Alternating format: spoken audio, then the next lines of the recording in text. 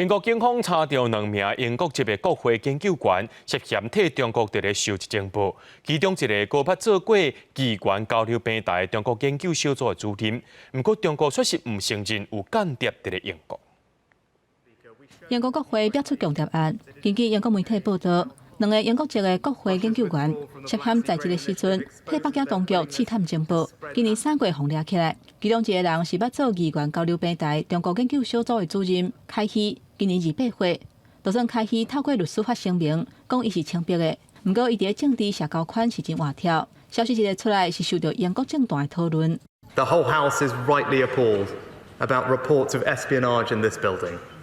The sanctity of this place must be protected, and the right of members to speak their minds without fear or sanction must be maintained. 英国首相苏纳克前日伫G20峰会场边，都当面甲中国总理李强表达抗议。不过，中国是否认伫英国做间谍活动？所谓中方对英国进行间谍活动的说法，纯属无中生有。学者指出，中国透过各种的管道甲手段，伫西方收集情报，早就有风声。虽然无一定会当得到机密的资讯，不过甲政治人物熟悉，就会当游说、引导相关的政策，对北京采取较好的态度，以放长线钓大鱼的方式来发挥影响力。譬如说，提供错误的讯息，然后误导他们的研究或者是立法的方向等等。你可以看到，它其实中国的渗透或者情报收集是无孔不入的啊。它不单单只是华人，它可能英国人也会被收买。因为咱国最近甲英国国会真正有互动。